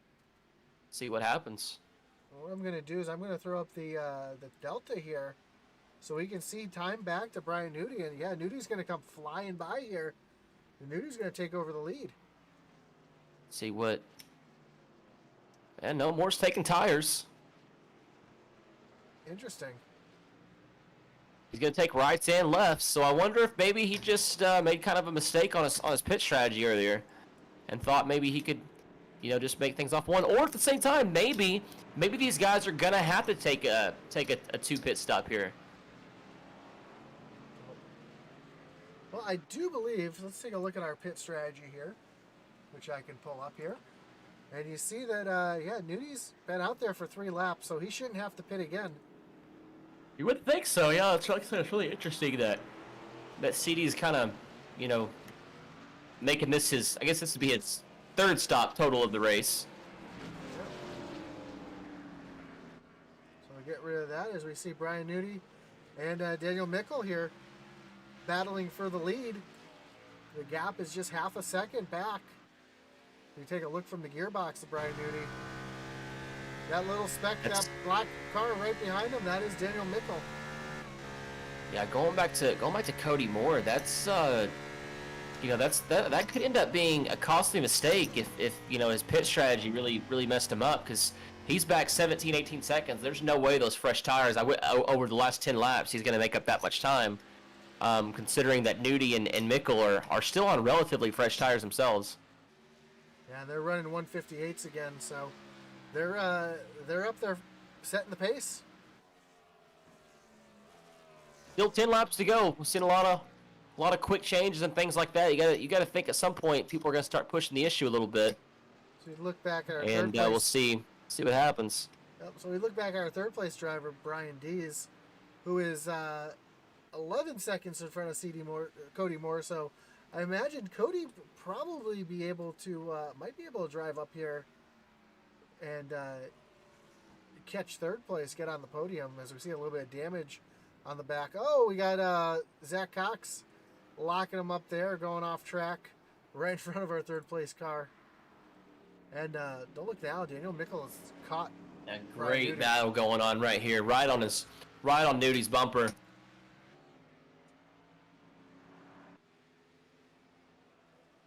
Like I said, I would think things are going to get a little bit interesting right here. And again, I'm still standing with the fact I think this is going to be more about who doesn't make a mistake. As you mentioned before, 14 turns, that's 14 opportunities to make a mistake. Absolutely. Who doesn't make a mistake, or who makes the fewest mistakes? Oh, this could be an interesting runoff right here. Yep. That's 14 corners to make a mistake. That's 29 shifts to make a mistake. You know, there's a lot of things that can go on.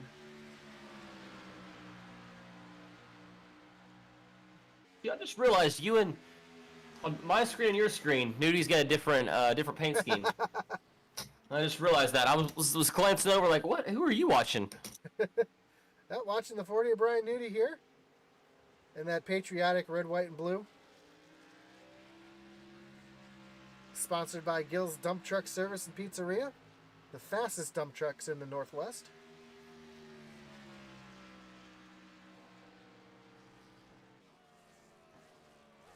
I want to see some just strange cars get raced on these tracks. I want to see like a school bus race or a semi truck race or something like that. iRacing needs to kind of take some notes from Forza and bring some of those cars in here. You know, I love the Formula trucks. I think those are some of the funnest racing to watch. And I would love to see iRacing scan a Formula truck. I don't know, being a coach, every time I drive somewhere in a school bus, that's just what I picture. I'm like, I want to race one of these things. So now we got 10 laps to go here, and Nudie's lead has grown to just about 2.5 seconds now. So I think. Whoa, Mikkel got a little loose behind him. Yeah, I just saw that. And I think Mikkel burned his tires off trying to catch up to Nudie here. And Cody Moore is already eaten into Brian Deese's gap here. It was 12 seconds after the pit stop. It is down to 6 seconds. He's coming. I mean, he's running 158s right now, and third place is running 202s. So I think Cody will end up on the podium. We'll have to ask him if he does make the podium about his pit strategy there.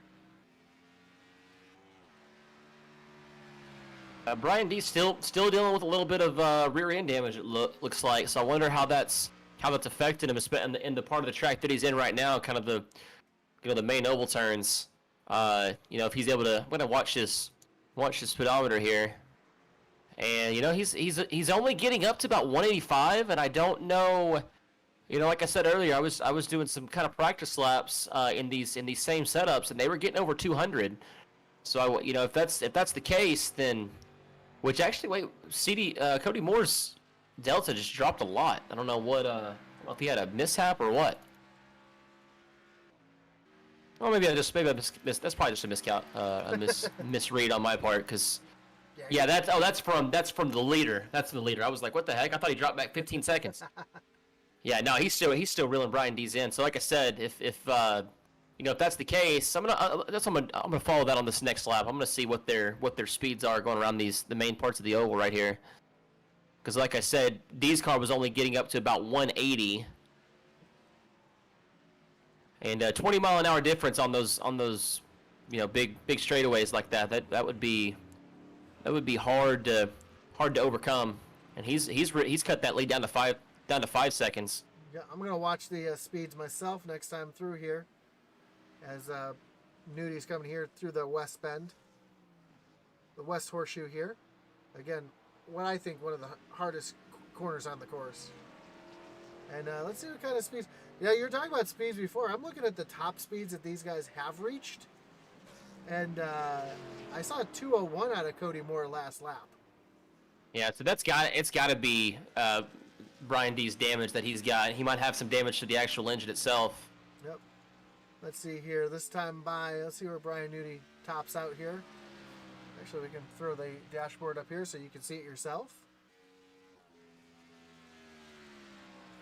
Up to 193. Yeah, like I said, D's has to have some engine damage, which is going to pretty much almost guarantee that CD Moore is going to have a chance to go out there and pass him. Yeah, D's only hit 190 that time by, where Brian Nudie hit 194, so that is a big difference here. And Cody Moore, well, he's on the brakes now, so we're not going to see that exact speed. But I do see he had Cody Moore on that last turn. I'm watching it right now. He got up to about 192. It looks like. Yep.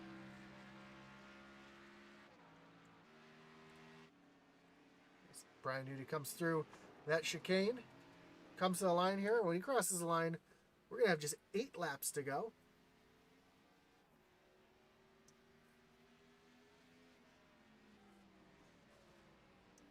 It looks like we do have a couple retirees so far tonight. Brett Merle was our first retiree. He's going to finish 31st. Max McClure, 30th. Nick Mather, 29th. And Bailey Jones, she's going to park it. She's going to be in 28th. Dustin Dean, I just saw it just crashed. Let's take a look and see what happened to Dean here. I know he's been having a real tough night. He's sitting back in 27th. Just loses it coming on back on the NASCAR track here, and it's been a tough night for Dustin sitting back in 27th. Yeah, again, we wonder just how many incidents there early on really affected some of those guys' races. We saw a number of people that had to tow. So a lot of people had damage. Some people still have damage. So, wonder how many of those early incidents, were kind of the tone setter for those guys. Let's take a look at Cody Moore. Cody Moore is catching Brian Dees pretty quickly now. When you look at it, he's catching Mickle a little bit too now. He's only got 7 laps left, but he's rolled those guys up at the front end also. And he was back to 16, 17 seconds just a couple laps ago. He's closed that gap to 12. So at that pace, he's got 7 laps left. If he keeps that same pace going, he could reel Mickle in. We're right along with Cody here and sitting here in his office and see what he's doing.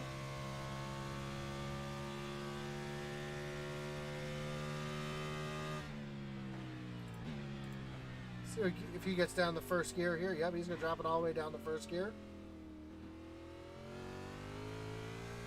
A little bit of wheel spin right there, but gets it going. But you're right, he's catching Brian Dees pretty quickly here. I'll tell you, Mickle's reeled in Brian Nudie here off that last lap. He's cut his time down to about 3 seconds. Whoa, he got a little bit loose coming off of that turn there. Like he was coming out of turn. I believe that was turn 2, if I'm not mistaken.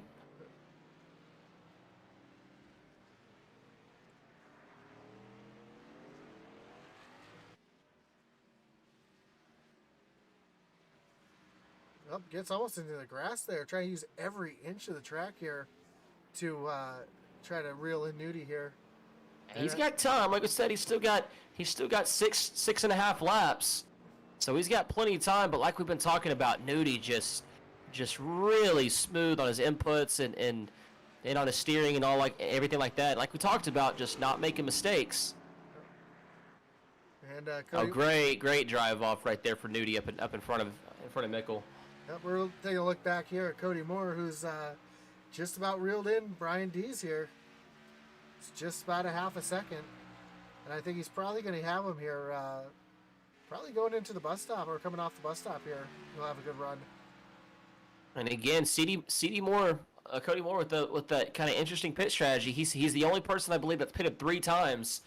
Just based off of tires and fuel. Nobody pitting for damage or anything like that. So he's got 3-lap newer tires than these guys up in the front. Like you said, he's in the past just 4 or 5 laps. He's reeled these guys in quite a bit. So I think he may have a chance to at least give a run for first and second up there. And I tell you, if he pulls that off, just the fact that he's gotten a podium, I think there he goes. Has been a sign that his pit strategy was solid. But let me tell you, if he manages to pull all the way up to second or first, that would be absolutely decision of the day.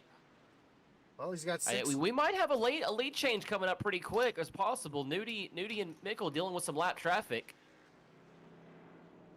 Oh no! Oh no! Dustin Dean. Oh, gets into Mickle.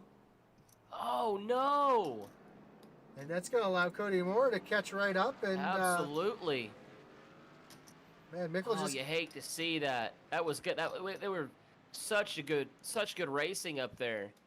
That's almost gonna cement it for Nudie if he can just keep making. That's not good. That's awkward. Dustin Dean was removed from the race. It looked like. We'll just we'll just move on past that. Move on past that. Yep. Yeah. Anyways, that's feels bad, man, for sure. Like those two guys. But he was reeling them in right there. So that's really unfortunate. But bright spot. He's able to, at least hold on to second place for right now. But that really opens the door for Cody Moore to kind of move his way up there because he's right behind Mickle. Yep, Cody's got that half second. He's got that little bit of a draft now, and oh yeah, Cody's got the speed here. He's going to be almost 200 miles an hour as he hits the brakes here, and he closes right up on the back bumper. And I hate to say it, Dustin Dean might be Cody Moore's best friend right now. He might be Nudi's best friend too. At the other night, because like I said, Mickle was reeling him in. I thought we were about to have a battle. And not that I'm cheering for anybody, but I really hope that Cody Moore is able to at least make this a battle up at the front for first. I mean, just seeing this pit strategy pay off the way that it has would be awesome. I love seeing a pit gamble pay off the way that it appears to be for Cody. So that'd be really cool if he's able to make it at least a battle up at the front. But Nudie has been driving so well that he's not going to make it easy. He's going to make it really tough for anybody to catch him. Here comes Cody Moore to the inside. But looks like Daniel Mickle's got a better drive in. Mickle, it's not like doesn't look like he's really lost any damage. Had any damage and lost any drive in his car. Did a great job of avoiding traffic right there. So if he's still got full engine power, then he very well could keep second place. I think it was just a spin, and no harm, no foul. But again, keep in mind, Cody Moore 3-lap newer tires compared to Mickle and Nudie. I think that's been the biggest factor in this run for him. Cody Moore's got, again, I just keep pointing this out. He was an 18-second gap back about 7-8 laps ago, and he has cut that down to 5 seconds. So he is just constantly on the move. I think this is ramping up to be potentially a really good finish. Yeah, and not it looked like it was just going to be really innocent and kind of a walk in the park for those front three guys. But this could get interesting. Yeah, and you say three laps on those tires, but that's almost 11, right. That's 11 not that's 11 that's miles. Not 3 laps on it. That's not 3 oval laps. This is 3 road course laps. So like I said, that's 11 miles. That's the equivalent of about a 10 lap on an oval track, or 11. Obviously an 11 laps on an oval. That's a lot of laps. That's a big difference. And like you're seeing that, I mean, it's 2 second faster laps, each time around for Cody. And like I said, that's making a huge difference. Yeah, last time by, Mickle ran a 6, Cody ran a 1. Nudie's up there running 3s, so he's being consistent. These guys are actually catching up a little bit as Nudie's lead is now just under 4 seconds. Here comes Cody Moore. Moore had a great run on that outside, but did he drive it in a little bit too hard? Oh man. Uses a little. Mickle getting clipped again. That's just good hard racing right there. You see him using the bumper. Normally when you see someone touch the bumper like that, you think it's, either dirty or it's a little, but I think that was just trying to move him a little bit, trying to let him know, hey, I'm faster than you. Oh man, these guys side by side going into the corner. Looks like Cody Moore that was close. Oh, that was close. I think Mickle. I thought Mickle was almost going to give it right back to him. I thought Mickle was going to give it right back to him there, and Mickle's going to slide back into the 3rd spot. Oh, that was a great run through that corner right there for Moore. So he's got his eyes set on first place. He's not looking for a podium finish. He's looking for the top spot. He wants to lock in that playoff spot right here in week number 2. And with 4 laps to go, let's see. He's fast because he's got those fresher tires. Let's see if he burned up anything there trying to get around Mickle. He's flying now. You can see the gap that he's already put on Daniel. He's almost 2 seconds ahead now. Can he keeping the same pace? He would be on pace to pass Nudie about lap 39. I'm telling you, we could see a pretty interesting battle coming to the finish line. But still, 4 laps to go. There's all kinds of things that could happen. You overdrive one corner, or even worse, kind of like what happened to Mickle. Somebody else overdrives the corner, and you get caught up into anything could happen right here. That is for sure. Cody Moore is starting to dig. Nudie's actually got some lap traffic up right ahead of him. So like we talked about, he's got about 5 cars within a few seconds of him. So he's got a little bit of block space. Okay, someone's going to give him some room right there. I was about to say he was going to lose some time through the bus stop, but they were able to clear the way a little bit. So, But again, the biggest thing, like we talked about, Mickle was the biggest victim of that. You know, it looked like everybody with lap traffic, everybody would just give him space. Then all of a sudden, he gets caught up. see Nudi's teammate giving him plenty of room there to get into Taking out turn those one. traffic cones. Yep. But you see on the screen, that is a live. Oh, we got one in the wall back there, right in front of Cody Moore, but it didn't mess him up any. That is a live Delta. Oh, Cody Moore. Almost run into the back of Michael Lawrence. That would have been unfortunate. Yep. So we've got a live Delta there between Brian Nudi and Cody Moore. And we'll watch that lead shrink.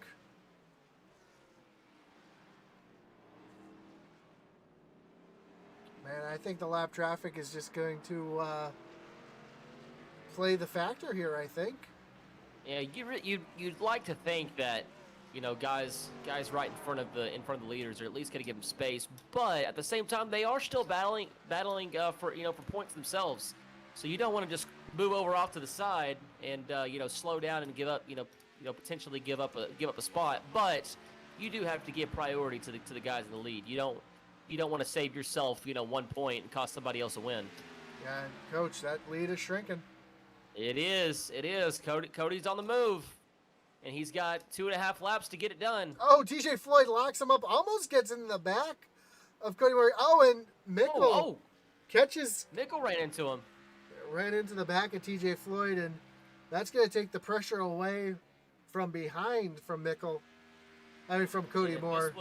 If this was an officials race, Mickle's safety rating would be tanking, and a lot of it would not be his fault. And I would feel his pain. I've been there for sure in my iRacing career. Nudi, excuse me, still so smooth. Oh, Nudi's coming to pits. Nudi's got a pit. Oh my goodness. Interesting. I didn't realize that the fuel was that close. So that changes everything. Does change everything. With the lap to go. And that makes it even worse that Mickle just got ran into, because he would be sitting potentially in P1 right now if it weren't for all the incidents earlier, or at least have a chance to battle for P1, if he hadn't got bumped into on this lap. So just a really unfortunate night for Mickle, but man, Cody Moore looking like a genius right now, as he almost has just a coast to gold right here, as long as he doesn't make any mistakes. 2 laps to go, still a lap and a half here to go for Cody Moore. And the freshest of tires. Yeah. And Brian Nudi now falling back to 4th. He's got a 9-second gap to Brian Dees. I wonder if either Mickle or Dees have to come in and take a splash here. It's really interesting. A lot of things could happen. Remember we talked about Dees has got a lot of damage too. So if Nudi's not too far back, he might be able to reel him in. But man, it's gonna be really tough. And I would think, if you're this far out, if you think you can make it, you just gotta roll with it. If you think there's even a chance, you might as well just stay out. Especially like Brian Dees, for example. He's got a 40-second gap on everybody else. Let's take a look at. I don't think there's any merit into pitting on lap 40. You see Cody Moore just coming into turn number 3, NASCAR 3, and Brian Nudi just coming off of NASCAR 2, coming up to the bus stop. So, yeah, it's gonna be a exciting finish here. If something can happen, I don't know if the 26 or 27 is gonna have to come in and pit. Man, I don't know. Cody Moore just looks like he's gonna be able to just breeze to the finish, as long as he doesn't have a mishap or have a disaster happen around him as he comes to the white flag. In the lead, sitting pretty, and he's got a nice gap that just keeps on growing over the second place of Daniel Mickle. Yeah, neither Mickle or Dees came in and pit, so that's going to show Cody Moore, your leader. Just a lap to go. All he's got to do is just keep it on the gray stuff. Yeah, it looks like Brian Nudi's gonna end up finishing fourth unless something crazy happens. That's unfortunate for him, because he drove such a good race today. He was so smooth through everything, but at the same time, you gotta give credit to these guys up in the front 3. They've driven a fantastic race also, especially like we talked about. Brian Dees having all that damage. The fact that he's still in the top 3 is really impressive. The '09 of Michael White was just sideways in front of Cody Moore. As Cody comes through onto the NASCAR oval now. And my whole thought process is when you come through the infield section like that, the gray is good, the green is bad, the blue is really bad because that's the color of the Armco as you come through there. And now that you're up on the NASCAR oval, you've got so much more room, it feels like. That inside, that infield section feels so tight. But Cody coming through the bus stop for the last time. So it looks so easy, but it's in the back of your mind. It makes it so difficult. You know you've got that much space. You just can't mess up. The last thing you want to do right here is blow through one of those turns. Because the scary part about coming here to the end too is if you accidentally mess up and you don't give up that time and you cross the start-finish line, it's an automatic black flag. It is, but with a 9-second lead here, you can basically just coast through the line here. Yeah, absolutely. As he comes off of turn number 14. Oh, the 22 goes Dukes of Hazzard style there, but Cody Moore, your winner here at the Daytona Road Course. That's impressive. Coming across the line in second, it's going to be Daniel Mickle. Yeah, but I'm really glad, not that you're supposed to pull for anybody, but really glad that Mickle was able to at least get, hold on to P2 just because, knowing everything that could have happened, he could have been right up there with Cody Moore. But with that being said, Cody, one of those fresh tires, I don't think that anybody was catching him in the long run. So you saw Brian Newty come home across the line in fourth, and coming home in fifth, it looks like, unless something detrimental happens here, is he's got a 10-second lead on Will Witt. It's going to be Isaiah Gill. And how about Will Witt coming home? Absolutely. Looks like he's going to be coming home P6 unless something happens here. What a great push, all the way back from 25th at the grid, coming up to 6th. That's the biggest move of the day for sure. Plus 19 from his starting position. So great job by Will Witt. But again, your winner here, Cody Moore, taking his little victory lap here and getting this thing around. I'm sure he's screaming and celebrating inside that cockpit right now. Had to have been a lot of anxiety going through him there for a while. When you're driving at the back and you have to hope that everything pays off the way that it does, but man, did it ever. Again, 18-second gap after his last pit stop, and he just reeled those guys in, one by one. But great job of just trusting his instincts. I think he's the only one that made a three pit stop that I could see, anyways. Outside the people that pitted at the very, very end, which was probably not what they had planned. We take a look at the pit strategy. Actually, most of the guys took a 3-stop race. Actually, Moore did a 4-stop race. And some of those I'm going to assume was from damage and not just from tires. The ones that are pitting 4 times anyways. Cody Moore pit 4. Isaiah Gill. Oh yeah, because we had the stage break competition. Yeah, the stage break. I forgot about that. Yeah. So yeah, that's a incredible 4-stop strategy actually working out. So it was a mixed bag of 3 and 4-stop strategies there. So when because I can't completely see the numbers that you got up there. What was Nudy's pit stops, for example?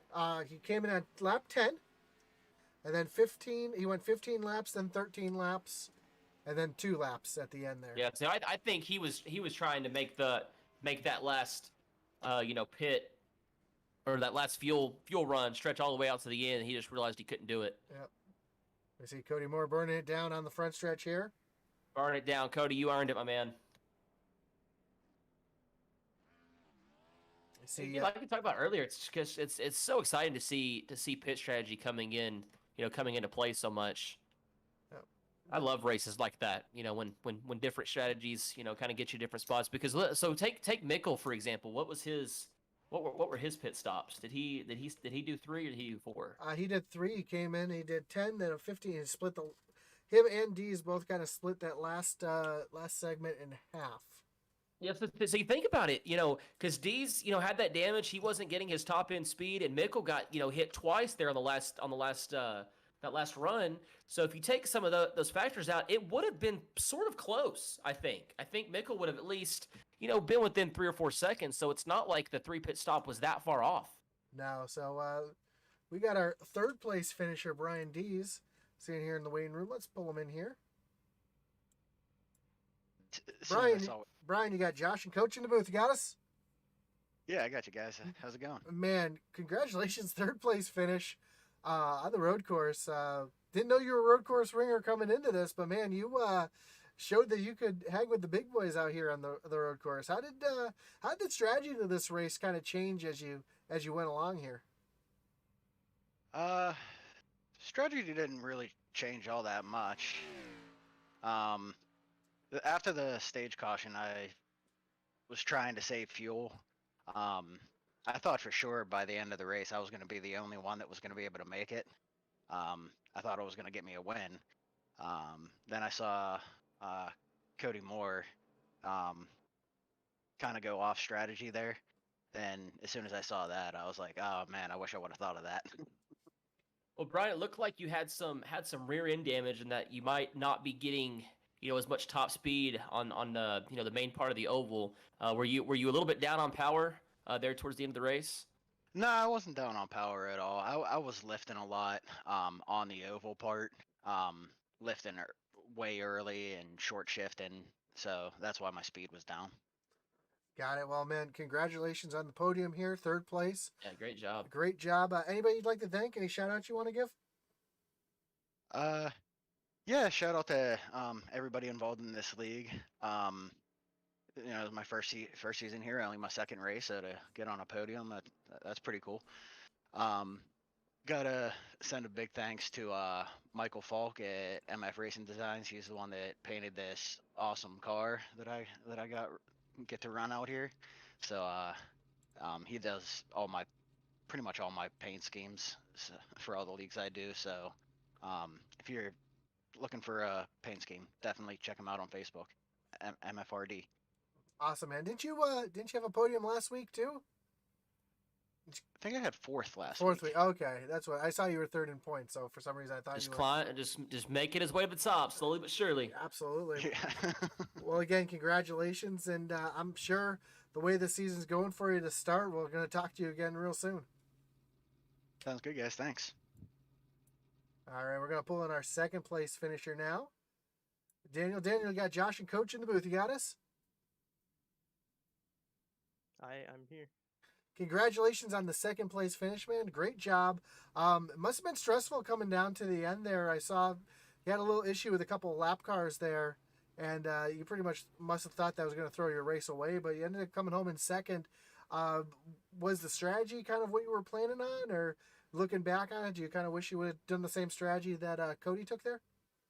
No, for sure I was good on fuel before lap 35. When that lap 35 incident happened, I lost about a lap of fuel, and I had to put myself back up to speed and then go back to saving because it was a bit of a troublesome instance. And then later on, I got into TJ in the bus stop. So. Well, Daniel, I hate to bring it up, but obviously the elephant in the room was the incident that happened back on about lap 30, 35, 36. Looked like you were kind of reeling your way in, and lap traffic kind of ran into you. Talk us through what happened there. I know voice comms were kind of going right there, so I didn't know if maybe it was just a miscomm or just kind of talk us through it.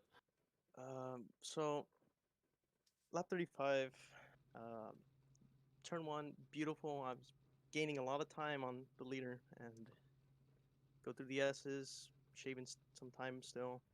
But then we come up to the 21 car. I try and stay to the left, take the outside pass. Hopefully he realizes that, hey, these guys are the leaders. Let me back it off. And he just set it straight into the corner, completely missing it, hitting me, and turning me around. Well, it looks like you're able to recover, though, from that strongly. Get yourself back onto the podium. Any shout-outs you want to give? Any thanks you want to give anybody out there? I just want to thank Stephen Black for my paint scheme, because it looks real nice. And he's the one that got me in here, him and Cody. I want to thank Cody, too, because I know I didn't cut him any slack. I was making sure I didn't give him any room, but still won the race. Yeah, I forgot to bring that up. You guys got it looked like you got a little chippy there with about 2 to go. I forgot all about that. It was a bit of retaliation for early in the race. I thought that he sent it in a little bit, so I tried to send it in a little bit later, but it is what it is. It's fine. Well, awesome job tonight with the second place finish, and I'm sure we'll talk to you again soon as the season goes on. If there were more road courses, you would know I would be there. Well, congrats again. Hey, the oval's easier. Just fewer right turns and only a couple left turns. It's a lot easier. Alright. And finally, we're gonna bring in our winner, Cody Moore. Cody, you got Josh and Coach in the booth. You got us, Got you guys. man. Man of the hour. From the beginning of the race, I said, Cody's gonna be one to watch for. He always is. Then you had that what we thought was a very strange 4-stop strategy there, and it ended up working for you. And I mean, was that the strategy from the get-go to make it a 4-stop race, or was it just kind of as the race went on, you changed things up? I am currently looking at my very detailed and well laid out Daytona road course strategy Google Docs. Oh, the guy's got notes. I love it. He's got notes. And yeah, I kind of did the math, and I just knew that if I was going to run, race pace, there was no way I was going to make it on fuel from the stage. So I had planned to pit on lap 17 and take tires and fuel there. And when I saw basically no one else running that strategy, I was pretty sure I had it in the bag. Daniel said he could make it to the end, but to save 3 laps of fuel on a road course, I think it's just quicker to pit. What was going through your mind whenever you saw Nudie pit with about 2 to 3 laps to go? Was there just like was it excitement? Was it a little bit of nerves? Like, kind of talk us through it, because it looked like kind of from that point on, the race was yours to win. Yeah, and by the way, mad props to that dude. I know he's got a messed up back. He really deserved a podium today. He ran He ran a great race. He ran an absolutely great race. Yeah, that dude's a beast. But I was reeling him in. So I figured either he was saving or he was gonna have to pit. Because like I said, I only was about a lap to the good, and those guys went down pit road about 3 laps before me. So I was really confident. 3 laps exactly. Yep. Yeah, I was really confident that they couldn't make it. Well, man. Well, I tell you, I got one more question for you. Talk us through it. We talked to Daniel Mickle about this. It looked like you two got a little bit chippy with one another with about 2 laps to go, coming through the start after the start finish line. Kind of talk us through that. What was going on? Was it just battling for position, or was there a little bit of retaliation from some previous lap incidents? No, it's funny that me and Daniel are actually teammates on Cyclone Racing. I don't know if he's on the Cup team or not, but I'd never actually raced with him before, and I think it was just one of those deals where I think we just didn't have each other figured out. I hit him early in the race. He threw a block early in the race, and then he was racing me really strong when I went around him, and I guess I was just expecting him to kind of let me by because I had the better car, but nah, Daniel's a great guy, so I'm sure if there's anything going on there, we'll work it out. No, yeah, he was pretty much said the exact same thing that you did. I thought maybe just kind of at the watching it happen, I thought maybe you guys were kind of cursing each other, but it seemed like you two were just normal racing. But yeah, it was a great race from you guys. It was and congrats on the win.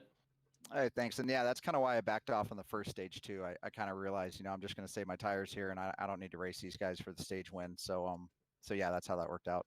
And a little quick elephant in the room before we ask you for your thanks, but saw you and Daniel racing hard right before that, and saw the 21 make some contact with Daniel and let you reel him in. Did you see that happen in front of you? And was that kind of like, man, I'm glad that happened in front of me, so I didn't have to deal with it myself? No, not at all. I mean, I try to keep it positive in these interviews, but he should have been disqualified from this race way before that ever happened. Yeah, I mean, I'm sorry that happened to Daniel. Me and him are just gonna have to agree to disagree that I still wouldn't have reeled him in regardless. But no, There's so much awkward right now. Just so much awkwardness. I love it. Definitely not hoping that happened, because I mean, whether I come in first or second, I always want to race people. That's why we're here. All right, man. Well, anybody you do want to thank or any shout-outs you got to give? I know you've got the list there. I do. I want to start off this week by thanking Grandma Hagerman. We did her a huge disservice week 1 by no one thanking her. So this race goes out to Grandma Hagerman. I did it for you. And then everyone else, my family, I guess I'll thank them too. My kids, I can thank them. My beautiful wife, my dad. None of these people are as important as Grandma Hagerman tonight, but special shout out to my mom who's in the hospital. She's having a rough go of it, but she should be okay. So keeping her in my thoughts. And then just everyone in iOS, all the guys in the Discord. I appreciate it, guys. And Brian, you were a beast tonight for doing it on back pain, man. Well, awesome job, man. Again, congratulations on the win. Locks you into the playoffs. Gonna take a little sigh of relief for you, I'm sure. But I'm sure you've got some races on the schedule you had circled anyways. I'll tell you what, watch out for Daniel Michael and watch out for Brian Dees. I'm glad I got my win now because I think those two are going to be a force to be reckoned with on ovals. You know, I kind of agree because I know Daniel came home, Brian came home fourth place last week too. So yeah, we're gonna be watching these new guys into the league, kind of shaking things up a little bit. Can you give me a quick Isaiah Gill recap? No. Okay, good. Actually, no. Isaiah had a very, very good race. I will say that. Isaiah ended up. I think he came in Finished fifth. Yeah. Wow, nice. It's good for him. How about Will Witt coming home sixth? Will Witt, that's. Yeah, I almost wish we could pull him in here, going from 25th to 6th. That was impressive. Will Witt is the biggest underdog in this league right now. The fact that he went winless last year is pretty shocking. That dude's a beast, and I know he's going to get a win here soon. Well, if we had a dirt track on the season, he would definitely be in the winner's circle. But Cody, it's great talking to you. Congratulations on the win, looking yourself in the playoffs, and we'll see you next week at Miami. Yeah, congrats, man. Yeah, thanks, guys. Well, Coach, that was your first race with iOS, especially on the road course. Yeah, let me tell you something. I don't really like road courses. You know, I really don't. It's just not what I do very much or anything like that. And the fact that I had that much fun with the road course, it's only week 2. Like I can't wait to see what the rest of the season has in store. For sure. And like I said, next week we moved on to Homestead Miami, excuse me. And then Atlanta, Nashville Fairgrounds, Chicagoland, Michigan, Kansas, Bristol, and North Wilkesboro is going to round out the full season. So a lot of different races going on the next few weeks. And yeah, it's going to be an interesting one for sure. And That'd be fun. Coach, I appreciate you coming in the booth tonight. Yeah, thanks for having me. I'll be back if you want me back. That is. Oh, of course. And don't forget to check us out tomorrow night. Atman's going to have the call for the iOS Truck Series. Yours truly will be racing in that one. And then Thursday night, we've got our Dirt Domination Series. Friday, you're going to have the Extreme Original Rebels Xfinity Series. Saturday night is going to be the Rebels Loser Lounge. And yeah, we got to rename it that as long as I'm in there at least. It needs to be like the I don't know. We got to come up with a better name. I don't like the thought of me being a loser, but I guess it fits. So don't forget to check us out on YouTube, on Facebook, on Twitch. Like, follow, subscribe. If you have Twitter, don't forget to follow us on Twitter and Intensity Broad 1 and eRacing TV. Don't give them a shout out as well. If you got a Fire Stick or a Roku, don't forget to download that. Check us out on the big screen. But for everybody here at Intensity Broadcasting and Coach, my name's Josh Hall, and as Atman Weiss would say, over